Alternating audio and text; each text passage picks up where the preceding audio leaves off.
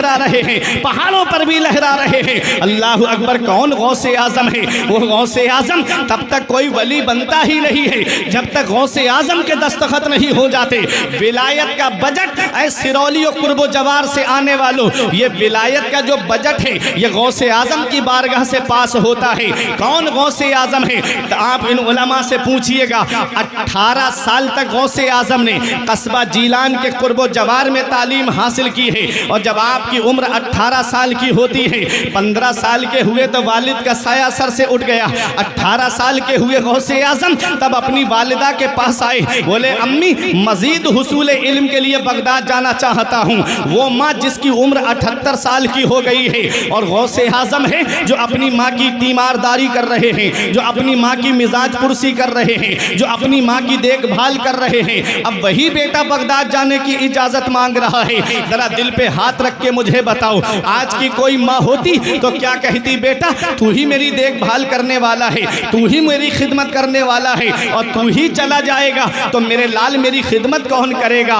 वो माँ थी गौसे आजम की वालिदा, वो सैयदा थी। कहती है मेरे लाल, अगर तू किसी और काम के लिए इजाज़त मांगता तो मैं तुझे इजाज़त नहीं देती। तूने इजाज़त मांगी है तो मेरे लाल नाना की शरीयत को हासिल करने की मांगी है, जा मैं तुझे रोक नहीं सकती। अल्लाह अकबर, यहाँ पहुँच के एक बात मैं आपको ये भी बता दूँ, माँ के 3 हक ऐसे हैं कि औलाद पूरी ज़िंदगी माँ की खिदमत करे तब भी उन हक एहसानों का बदला नहीं चुका सकती। वो 3 एहसान कौन से हैं? मदीने वाले मुस्तफ़ा सल्लल्लाहु ताला अलैहि वसल्लम इरशाद फरमाते हैं, मैं हदीस का मफहूम बता रहा हूँ। मेरे आका फरमाते हैं 3 एहसान माँ के ऐसे हैं कि औलाद पूरी ज़िंदगी माँ की खिदमत करे तब भी माँ के उन एहसानों का बदला नहीं चुका सकती। पहला एहसान माँ का ये है कि माँ औलाद को 9 महीने अपने शिकम में रखती है। कितनी परेशानियाँ उठाती है माँ, कितनी दिक्कतें उठाती है माँ, कितने परेशानियों का सामना करती है माँ, लेकिन आज वो औलाद क्या जाने, जिसे मोबाइल चलाने से फुर्सत नहीं मिलती, जिसे व्हाट्सएप देखने से फुर्सत नहीं मिलती, जिसे इंस्टाग्राम चलाने से फुर्सत नहीं मिलती, जिसे आज फिल्में देखने से फुर्सत नहीं मिलती, वो क्या जाने मेरी माँ ने कितनी रातें रात में उठ करके गुजारी हैं, वो क्या जाने मेरे वालिद ने कितनी परेशानियाँ उठा करके मेरी परवरिश की है। याद रखना नौजवानों, कभी तुम्हें ये एहसास हो ना कि मेरे वालिद ने मेरे लिए क्या किया है, तो अपने अब्बा के हाथ की लकीरें देख लिया करो। एक दिन मैंने पूछा था, अब्बा मेरे हाथ की लकीरें नजर आ रही है, आपके हाथ की लकीरें कहाँ चली गई? तो एक जवाब दिया था, बेटा तुम्हारी तकदीर बनाते बनाते हमारे हाथ की लकीरें मिट गई। ये बाप क्या नहीं करता अपनी औलाद के लिए? बाप कौन सी कुर्बानी नहीं देता अपनी औलाद के लिए? बाप कौन सी परेशानी नहीं उठाता अपनी औलाद के लिए?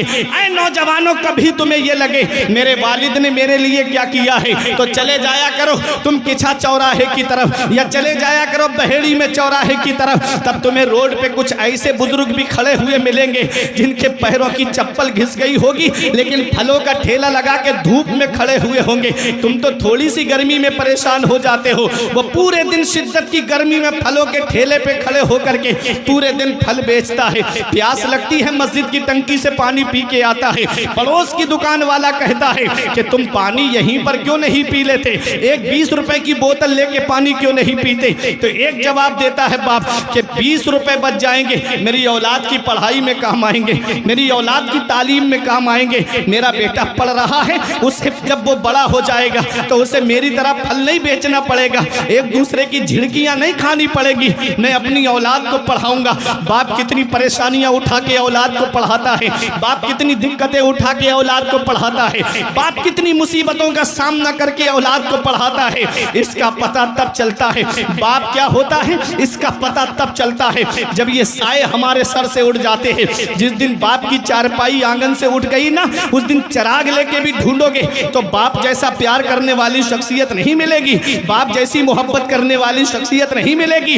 आज जिस दौर में हम जिंदगी गुजार रहे हैं, ये उलमा इकराम बैठे हुए हैं, बड़ी जिम्मेदारी से बोल रहा हूँ, हर चीज में आपको मिलावट मिलेगी। तेल में आपको मिलावट मिलेगी, घी में आपको मिलावट मिलेगी, दूध में आपको मिलावट मिलेगी, दही में आपको मिलावट मिलेगी, मक्खन में आपको मिलावट मिलेगी, खाने पीने की अशिया में आपको मिलावट मिलेगी। इस मिलावटी दौर में अगर बगैर मिलावट के कोई चीज है तो वो माँ बाप की मोहब्बत है, जिसमें कोई मिलावट नहीं होती है, जो अपनी औलाद से मोहब्बत है तो सच्ची मोहब्बत। नारे तकबीर, नारे रिसालत, फैज़ाने गौसे आज़म, मसलके आला हज़रत, अज़मते वालिदैन, शाने वालिदैन, खिदमते वालिदैन, नारे तकबीर। वाह वाह वाह। बाप बहुत अच्छा, बाप बहुत बड़ी हस्ती का नाम है। बाप उस अजीम हस्ती का नाम है ना। जी जी जी।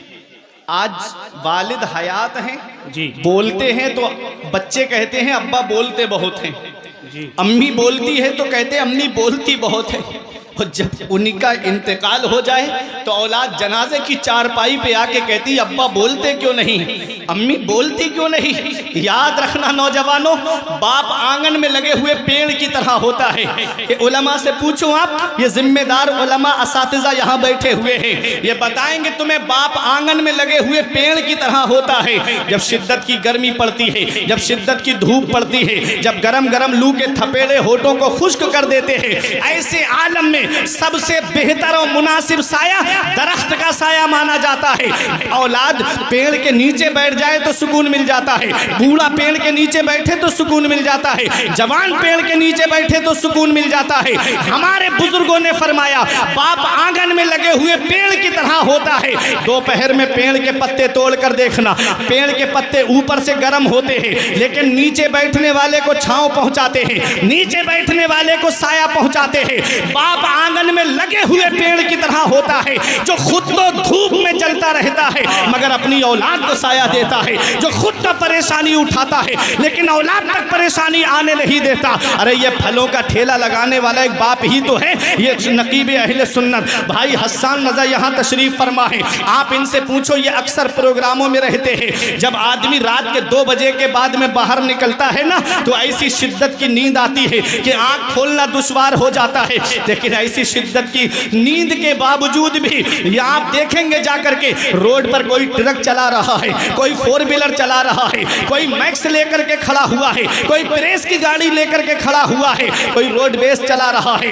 ये कौन है? ये एक बाप ही तो है जो सोचता है 4 पैसे जमा हो जाएंगे, मेरी औलाद के खर्चे में काम आएंगे, मेरी औलाद की पढ़ाई में काम आएंगे। ऐ नौजवान, तुझे क्या पता, ये फलों का ठेला लगाने वाला एक बाप है, ये जगह जगह फेरी करके सामान बेचने वाला एक बाप है, ये जगह जगह लोगों के धक्के खाने वाला एक बाप है, ये गलियों में रक्षा चलाने वाला एक बाप है। कभी कभी नो एंट्री में रक्षा लेके घुस जाए तो पुलिस महकमे के लोगों के लाठी डंडे खाने वाला भी एक बाप है। अरे ये एक बाप ही तो है जो कोई मुंबई कमाने के लिए जा रहा है, कोई दुबई कमाने के लिए जा रहा है, कोई 3-3 साल के लिए सऊदीया जा रहा है, कोई बेंगलोर कमाने के लिए जा रहा है, सिर्फ इसलिए कि मेरी औलाद पढ़ जाएगी, मेरी औलाद की तालीम में काम आएंगे पैसे, मेरी औलाद के खर्चे में काम आएंगे ये पैसे। ऐ नौजवान, तुझे क्या पता, ये स्कूल की फीसें भरने वाला एक बाप है, ये कॉलेज की फीसें भरने वाला एक बाप है, ये कोचिंग की फीसें भरने वाला एक बाप है, ये यूनिवर्सिटी की फीस भरने वाला एक बाप है। अरे ये मुफ्ती बनाने वाला एक बाप है, ये आलिम बनाने वाला एक बाप है, ये हाफिज बनाने वाला एक बाप है, ये कारी बनाने वाला एक बाप है, ये मौलाना बनाने वाला एक बाप है, अरे इंजीनियर बनाने वाला एक बाप है, डॉक्टर बनाने वाला एक बाप है, प्रोफेसर बनाने वाला एक बाप है, मास्टर बनाने वाला एक बाप है। बाप क्या नहीं करता अपनी औलाद के लिए। याद रखना नौजवानों, इसका पता तब चलता है जब ये साए हमारे सर से उड़ जाते हैं। अरे बाप क्या है, इस वक्त के बारे में तो सोचा भी ना था। बेटों से ज़ईफ़ी में हुई खत्म रसाई, घर बार तो बांट लिए, शौक से फुरकान, हिस्से में किसी के मगर माँ नहीं आई। वक्त ठुकरा देगा एक दिन मेरी सारी ये कुर्बानियाँ, दामने उम्मीद में फकत नाकामियाँ रह जाएंगी। शादियों के बाद तो बेटे अलग हो जाएंगे, बाप के हाथों में फकत बैसाखियाँ रह जाएंगी। बुढ़ापा क्या, जवानी क्या, ये बचपन बांट लेते हैं। न होकर दिल में गुंजाइश तो आंगन बांट लेते हैं। नहीं मंजूर हिस्से में किसी बेटे को अपनी माँ, मगर आपस में बूढ़ी माँ के कंगन बांट लेते हैं। सुभान अल्लाह। ये माँ बाप हैं, जिस दिन इनका साया सर से उठ गया उस दिन पता चलेगा कि हम कितनी बड़ी नेमत से महरूम हो गए। बहुत खूब। अगर माँ बाप जिंदा हैं तो उनकी कद्र कर लो, अगर माँ बाप हयात हैं तो उनकी खिदमत कर लो। जिस दिन माँ बाप की चारपाई घर से उठ गई, उस दिन कोई दुआ देने वाला नसीब नहीं होगा। याद रखना, बाप क्या है इसका पता हमें तब चलता है जब हम खुद बाप बनते हैं। बेशक। जब खुद की औलाद होती है ना, तब पता चलता है कि बाप क्या होता है। आज हमारी औलाद को रात में बुखार आ जाए ना, पूरी रात की नींदें उड़ जाती हैं हमारी। पूरी रात बैठ कर के बच्चे के सरहाने गुजार देते हैं। अगर सिरौली के डॉक्टर से फ़ायदा नहीं होता तो किछा लेके जाते हैं, किछा के डॉक्टर से फ़ायदा नहीं होता तो कोई बरेली में लेकर के जाता है, कोई दिल्ली एम्स वगैरह में लेकर के जाता है। क्या कहता है डॉक्टर साहब, ज़मीन बिके तो बिक जाए, मकान बिके तो बिक जाए, प्रॉपर्टी बिके तो बिक जाए, सरमाया चला जाए, लेकिन मेरी औलाद को कुछ नहीं होना चाहिए। अरे नादान, तुझे क्या पता, आज तेरी औलाद बीमार पड़ी, तू परेशान हो गया। आज जिस बाप की खांसी तुझे अच्छी नहीं लगती, आज जिस माँ का बोलना तुझे अच्छा नहीं लगता, यही बूढ़े माँ बाप है। जब बचपन में तू बीमार पड़ा था तो बाप के पैरों में चप्पल नहीं होती, लेकिन डॉक्टर के पास लेकर गया। माँ ने अपनी चादर अपनी औलाद को सर्दी में उड़ा थी, खुद तो ठिठरती रही, लेकिन अपनी औलाद को सर्दी नहीं लगने दी। बारिश आ गई, वालिद ने छाता औलाद के ऊपर कर दिया, खुद तो भीगता रहा, लेकिन अपनी औलाद को भीगने नहीं दिया। आज वही माँ बाप बूढ़े हुए, उनके बिस्तर हमने घर से बाहर कर दिए। हमारे बच्चे शॉपिंग मॉल से कपड़े खरीदे, हमारे माँ बाप पुराने कपड़े पहन के अल्लाह का शुक्र अदा करें। हमारे बच्चे ईद के मौके पे सिवई खाएं, हमारे माँ बाप हमारे बच्चों का चेहरा देखें। क्या इसी दिन के लिए माँ बाप औलाद को जवान करते हैं? क्या इसी दिन के लिए माँ बाप औलाद को पालते हैं? क्या इसी दिन के लिए माँ बाप ने रात की नींदें कुर्बान की थी? याद रखना प्यारे मुसलमानों, धूप कैसी भी हो साया नहीं खोने देता, राह कैसी भी हो बेबस नहीं होने देता। बेच के अपना लहू चाहे वो रोटी लाए, बाप औलाद को भूखा नहीं सोने देता। नारे तकबीर, नारे रिसालत, नारे गौसियत, अज़मत वालिदैन। माँ बाप अल्लाह की बहुत बड़ी नेमत है। मेरे आका इरशाद फरमाते हैं, एक यमन के नौजवान सहाबी आए, पूरी हदीस का मफहूम आप समझ लीजिएगा, और आके अर्ज करते हैं, या रसूल अल्लाह मैं यमन से आया हूँ, वापस नहीं जाऊँगा। नबी ने फरमाया, हल लका अबावाया, क्या तुम्हारे माँ बाप जिंदा हैं? क्या तुम्हारे माँ बाप हयात हैं? अर्ज किया, हाँ या रसूल अल्लाह माँ बाप तो जिंदा हैं। फरमाया, क्या इजाज़त लेकर आए हो? क्या पूछ कर आए हो? अर्ज किया, हाँ या रसूल अल्लाह माँ बाप से पूछ कर आया हूँ।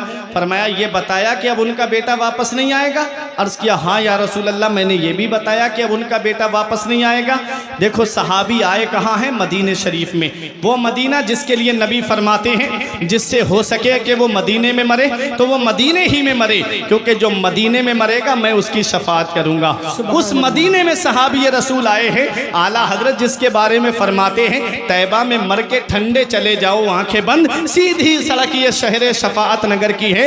उस मदीने में सहाबी आए हैं जिसके बारे में ताजुश शरिया ने कहा था कि फरमाते हैं कि मदीना ऐसा गुलशन है जो हर गुलशन की जीनत है, बहारे बागे जन्नत भी मदीना की बदौलत है। मदीना छोड़कर जन्नत में कोई जा नहीं सकता, मदीने से मोहब्बत है तो जन्नत की जमानत है। उस मदीने में सहाबी आके अर्ज करते हैं, आका मैं वापस नहीं जाऊंगा। नबी फरमाते हैं, क्या माँ बाप जिंदा है? अर्ज किया, हाँ या रसूल अल्लाह जिंदा है। फरमाया, इजाजत लेकर आए हो? पूछ कर आए हो? अर्ज किया, हाँ या रसूल अल्लाह पूछ कर आया हूँ। फरमाया, ये भी बताया कि अब उनका बेटा वापस नहीं आएगा? अर्ज करते हैं, हाँ या रसूल अल्लाह मैंने ये भी बताया। नबी फरमाते हैं, जब तुमने ये कहा उनका बेटा वापस नहीं आएगा तो उनका हाल कैसा था? वो हंस रहे थे कि रो रहे थे? सहाबी रो के अर्ज करते हैं, या रसूल अल्लाह जब मैंने ये कहा कि मैं अब वापस नहीं आऊंगा, अपने बेटे का आखिरी बार चेहरा देख लो, जब मेरे माँ बाप मेरे गले लग के फूट फूट के रो रहे थे, मेरे माँ बाप की आंखों में आंसू थे। नबी तशरीफ फरमा थे, जलाल में आ गए, आका उठ के खड़े हो गए, इरशाद फरमाते हैं, इरजे इलैहिमा फअदहिकहुमा कमा अबकैतहुमा। ए मेरे सहाबी वापस चले जाओ, जहां से आए हो वहीं लौट के चले जाओ, और जैसे माँ बाप को रुला के आए हो हो वैसे उन्हें हंसा दो, वो यमन में खुश हो जाएंगे, तेरा नबी तुझसे मदीने में राजी हो जाएगा। सुभान अल्लाह, सुभान अल्लाह। ओ माँ बाप को सता करके उम्रे के टूरों पे टूर करने वालों, ओ माँ बाप को सता करके बगदाद के चक्करों पे चक्कर लगाने वालों, ओ माँ बाप को सता करके इधर माँ बाप एक एक पैसे की दवाई के लिए परेशान है और बेटा अजमेर की बड़ी डेग में पैसे डाल कर आ रहा है। याद रखना, नबी फरमाते हैं जिससे उसके माँ बाप राजी है उससे अल्लाह राजी, उसका रसूल राजी, और जिससे माँ बाप नाराज है उससे ना अल्लाह राजी ना उसका रसूल राजी। अरे घर में रूठे हुए माँ बाप को मना लो, वो हाथ उठा के दुआ कर देंगे। नबी फरमाते हैं माँ बाप की दुआ औलाद के हक में ऐसे कबूल होती है जैसे नबियों की दुआ उम्मत के हक में कबूल होती है। सुभान अल्लाह, सुभान अल्लाह, जिंदाबाद, जैसे जिंदाबाद। नबियों की दुआ रद्द नहीं होती है ऐसे ही माँ बाप की दुआएं रद्द नहीं होती है। अगर कारोबार में बरकत नहीं होती तो माँ बाप से दुआएं लो, अगर घर में बरकत नहीं होती तो माँ बाप से दुआएं लो, अगर जिंदगी में सुकून नहीं है तो माँ बाप से दुआएं लो। मेरे सर से मेरी सारी मुसीबत टाल देती है मेरी माँ, मेरे दामन में दुआएं डाल देती है। परेशान हो अंधेरों से तो जाओ माँ के कदमों में, वो जब चाहे मुकद्दर में उजाले डाल देती है। सुभान अल्लाह, सुभान अल्लाह, माँ जिंदाबाद, बाप जिंदाबाद। अल्लाह की बहुत बड़ी नेमत है। सरकार गौसे आजम अपनी माँ को छोड़कर जा रहे हैं। नबी ने फरमाया 3 एहसान माँ के ऐसे हैं कि औलाद पूरी जिंदगी माँ की खिदमत करे तब भी माँ के एहसानों का बदला नहीं चुका सकती। पहला एहसान कि वो 9 महीने अपने शिकम में रखती है, कितनी परेशानियां उठाती है, कितनी दिक्कतें उठाती है।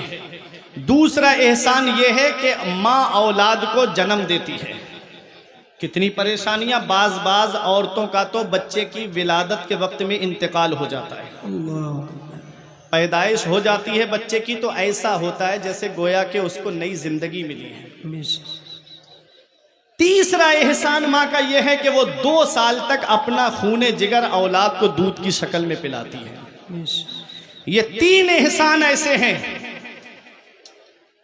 औलाद पूरी जिंदगी माँ की खिदमत करे तब भी इन एहसानों का बदला नहीं चुका सकती। बात समझ में आ रही है? जरा मोहब्बत से बोलेंगे हाथ उठा के सुभान अल्लाह, सुभान अल्लाह, सुभान तवज्जो से सुनिएगा।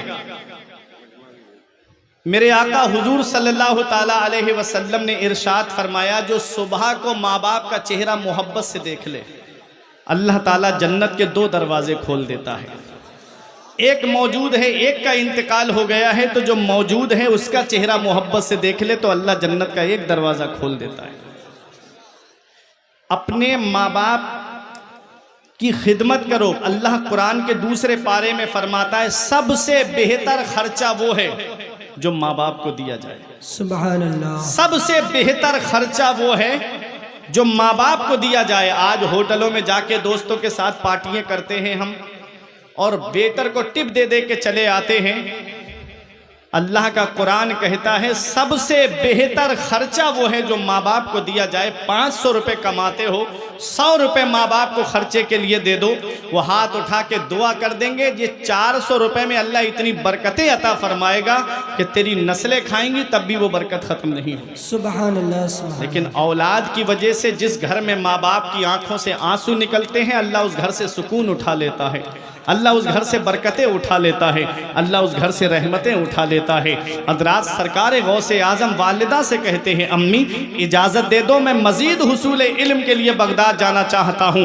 गौसे आज़म तो पीराने पीर हैं, गौसे आज़म तो रोशन ज़मीर हैं, उन्हें तालीम हासिल करने की क्या ज़रूरत थी, उन्हें इल्म हासिल करने की क्या ज़रूरत थी। अरे वो तो मादरजाद वली है, वो तो पैदाइशी वली है, अरे वो वली ही नहीं है, वो तो वली गर है। तब तक कोई वली बनता ही नहीं है जब तक गौसे आजम के दस्तखत नहीं हो जाते हैं। वो गौसे आजम इल्म हासिल करने के लिए कस्बा जीलान के कुर्बो जवार के मदारिस में जाते हैं, फिर बगदाद तालीम हासिल करने के लिए जाते हैं। ये उन जाहिल पीरों के मुंह पे तमाचा है जो कहते हैं मौलवी का रास्ता और है और पीरों का रास्ता और है। अरे पीर वही होता है जो पहले आलिम होता है। अरे अगर आलिम नहीं होगा तो शरीयत के मसाइल को कैसे जानेगा, नमाज में क्या फर्ज है ये कैसे जानेगा। आज जाहिल पीरों का दौर चल रहा है, आज जाहिल पीर गली गली फिर रहे हैं। याद रखना प्यारे मुसलमानों, हर एक के दामन को मत पकड़ लेना, बल्कि बड़े सोच समझ करके दामन को पकड़ना। और एक पहचान बताता हूँ, किसी पीर की सच्चाई का पता लगाना है, उसकी हक़ानियत का पता लगाना है, तो ये उलमा भी गवाही देंगे। तो पहले उस पीर के मुरीदों को आप देख लो, अगर उसके मुरीद आलिम है, मुफ्ती है, हाफिज है, तो समझ लो पीर कामिल है। और अगर निरे जाहिल है तो समझ लो पीर का सजरा कहीं ना कहीं रुका हुआ जरूर है। चलो बरेली की सरजमीन पर, अरे वो जो कहते थे कि इतने भीड़ को लेकर के आना उर्स में कि 25 सफर का मेला फेल हो जाए, उनके मुंह पे तमाचा है। ये पैगाम है कि जितनी बरेली में जूतियां पड़ी रहती है, इतनी टोटल तुम्हारी तादाद नहीं है। अरे बरेली की सरजमीन पे देखो, हर तरफ आलिम ही आलिम नजर आते हैं, हर तरफ मुफ्ती ही मुफ्ती नजर आते हैं, हर तरफ हाफिज नजर आते हैं। ये एक पैगाम दे रहे हैं कि वादी रजा की कोहे हिमालय रजा का है, जिस समत देखिए वो इलाका रजा का है। अगलों ने तो लिखा है बहुत इल्म दीन पर, जो कुछ है इस सदी में वो तन्हा रजा का है। नारे तकबीर, नारे रिसालत, नारे गौसियत, मसलके आला हजरत, मसलके आला हजरत, नारे तकबीर, नारे रिसालत, जिंदाबाद जिंदाबाद। बहुत खूब, जवाब नहीं है तकरीर का, माशाअल्लाह। इतना बड़ा मजमा और ऐसे खामोश आला हजरत के नाम पे, अरे हलचल मच जाना चाहिए थी मसलके आला हजरत से।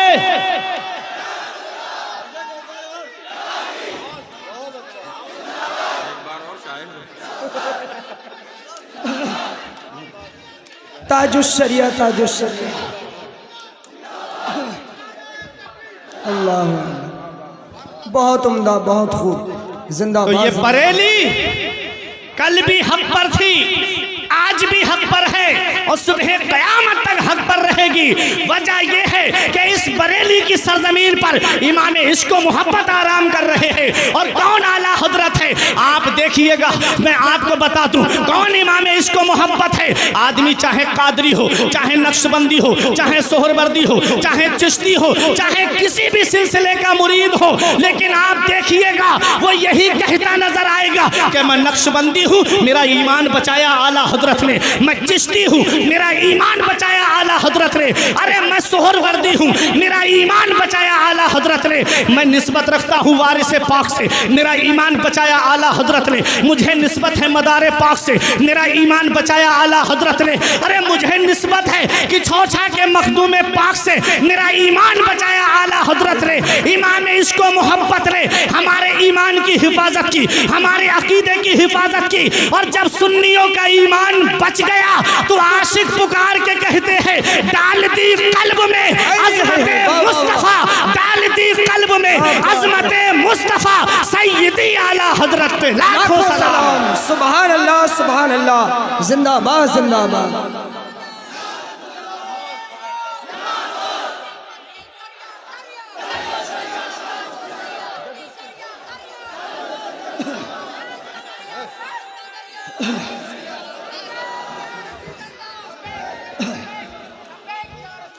लब्बैक या रसूल अल्लाह।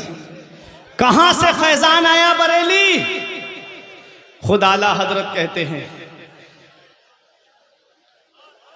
तेरी सरकार में लाता है रजा उसको शफी। वाह, तेरी सरकार में लाता है रजा उसको शफी, जो मेरा गौस है और लाडला बेटा तेरा। सुभान अल्लाह। बगदाद से फैज आया है, गौसे आजम का फैज मिला है आला हजरत को, गौसे आजम का फैजान मिला है आला हजरत को। हजरात तो मैं अर्ज ये कर रहा था, आज जगह जगह आपको पीर मिलेंगे और आप हो बहुत सादा जहन के कि जिसका दामन चाह जो सामने आया उसका दामन पकड़ करके आप बैठ गए। जो भी चटक मटक के जुब्बे देखे उसका दामन आपने पकड़ लिया, जहां चटक बटक के रुमाल देखे आपने उसका दामन पकड़ लिया। हाथ में 5-5 अंगूठियां पहने हैं, उसे पता ही नहीं कि शरीयत का हुक्म क्या है। जो शरीयत के अहकाम को पामाल कर रहा है, कोई नमाज के लिए कह दो तो कहता है कि बेटा हम यहाँ नमाज नहीं पढ़ते हैं। जब से मस्जिद नबवी में नमाज पढ़ी है, छोटी छोटी मस्जिदों में